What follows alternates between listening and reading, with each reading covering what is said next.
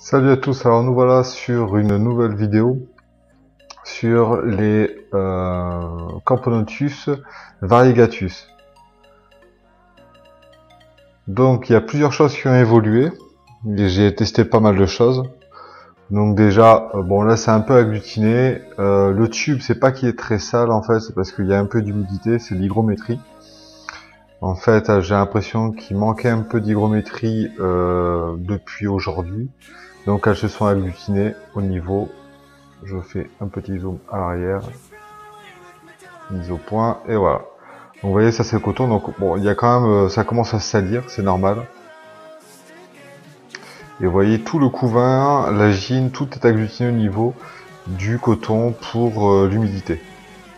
Donc on va regarder un peu le nid, un peu dans sa globalité. Alors là, ça va être le bout du nid. Donc il donne, donc toujours pareil, ce silicone percé qui donne accès à l'air de chasse. Donc là, une petite, c'est un morceau de bouchon que j'ai découpé dans lequel je mets du pseudomyéla. Donc c'est un peu, bon voilà, là j'ai pas nettoyé l'air de chasse, il va falloir la nettoyer. Mais ça marche super bien, ça évite de tout salir. Et sur des grosses fourmis comme ça marche nickel.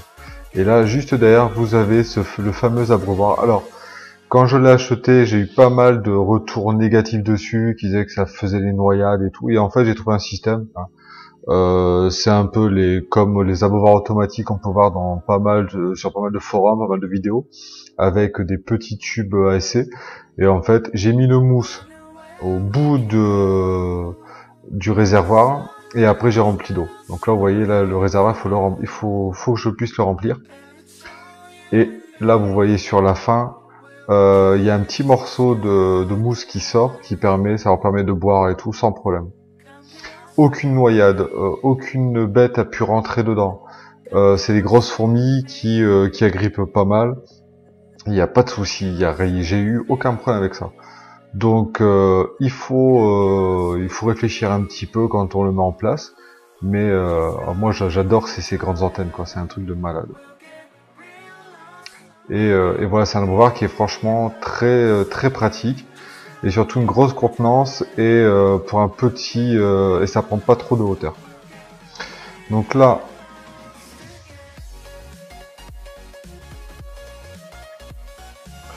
je vous fais une vue un petit peu. Donc vous voyez une ouvrière qui est au niveau du réservoir d'eau et en même temps le dépotoir qui est là-bas. Donc là, il faut que je nettoie. Mais alors là, on a un peu tous parce que j'aurais donné des mouches que j'avais au congélateur et ça a été la charpie. Donc on va essayer de regarder un peu mieux. Voilà. Vous avez des restes de mouches, mais vraiment des petits morceaux. Quasiment, j'ai donné 2 mouches et elles ont complètement été mangées, quoi. Il reste franchement que très peu. Alors je suis assez satisfait quand même de la lumière. Il y a quand même une bonne luminosité, ce qui permet d'avoir de belles images. Donc après je ferai des zooms un peu plus intéressants sur les ouvrières et la gine pour avoir les couleurs. Là c'est vrai que j'ai le contre-jour, donc ça fait tout noir, mais au moins on a un bon détail sur les bêtes.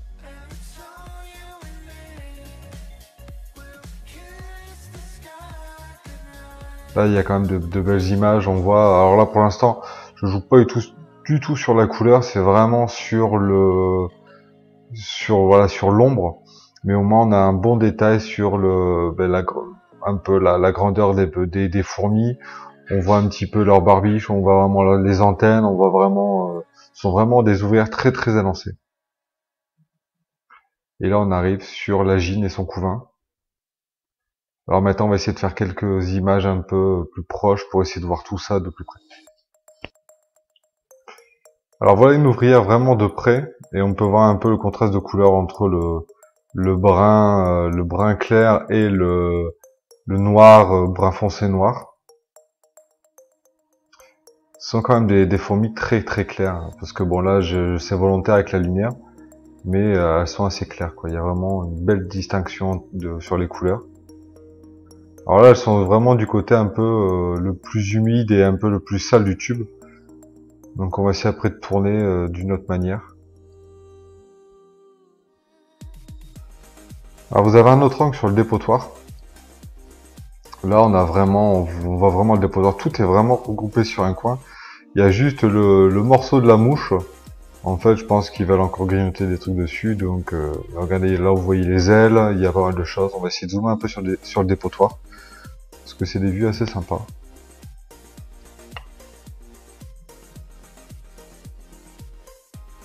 Alors voilà ce qui reste d'une mouche. Il reste vraiment pas grand chose. On voit deux pattes, je dirais un bout d'abdomen, et encore peut-être plus la tête, et un bout d'aile. Et après on a le dépotoir là. Donc là vous voyez il y a un peu de tout.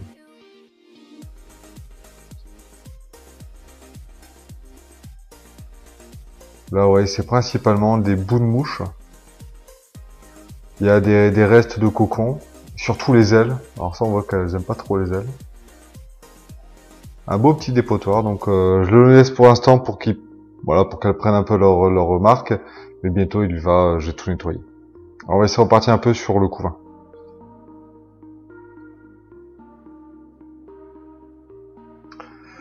Voilà, là, je suis parti sur une partie du tube un peu plus propre, avec un peu moins d'hygrométrie. Et là, on peut voir de plus belles images. Donc là, on est une ouvrière qui est... on voit vraiment les contrastes, enfin la différence de coloration. C'est vraiment bluffant, c'est vraiment une superbe espèce. Encore merci à Adrien de chez Fourmium, parce que c'est lui qui m'a conseillé cette espèce, et je regrette vraiment pas, quoi.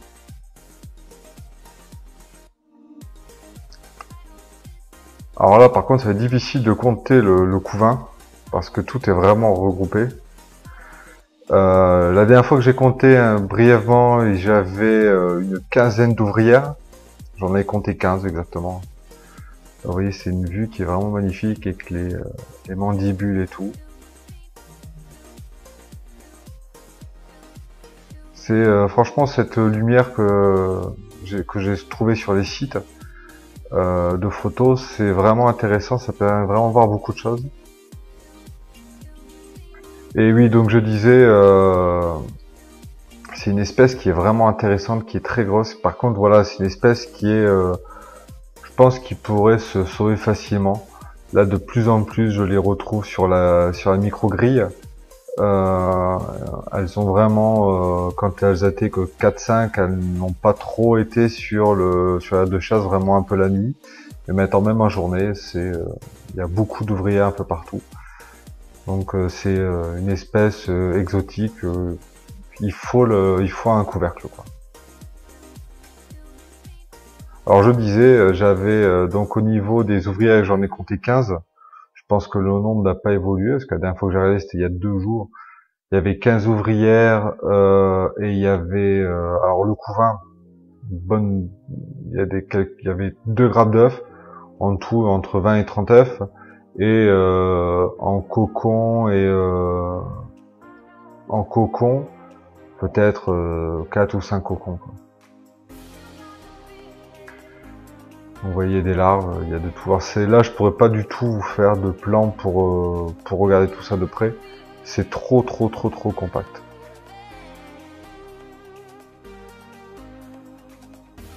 Alors j'espérais trouver un petit peu des vues avec quand elle donne à manger à la reine. Et ça, aujourd'hui, il n'y en a pas. Mais il faut que j'en redonne à manger.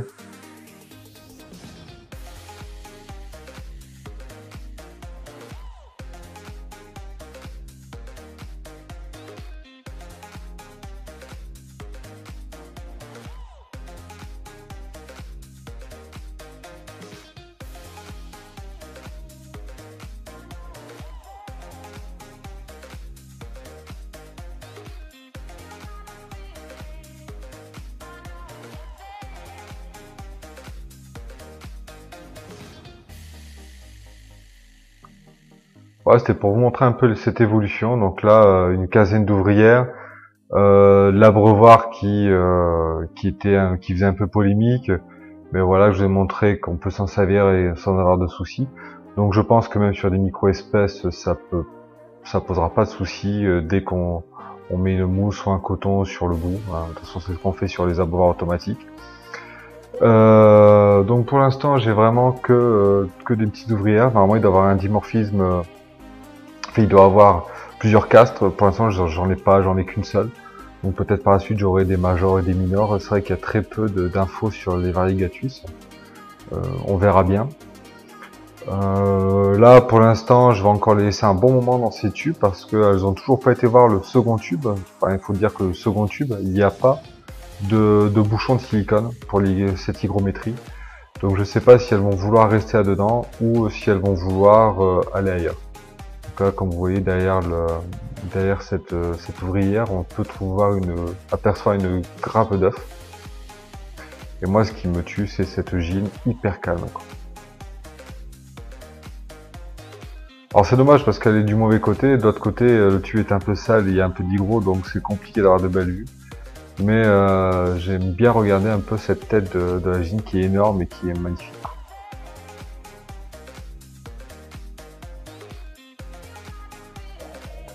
Voilà, et bien je vous dis à la prochaine pour le prochain suivi. Ciao ciao!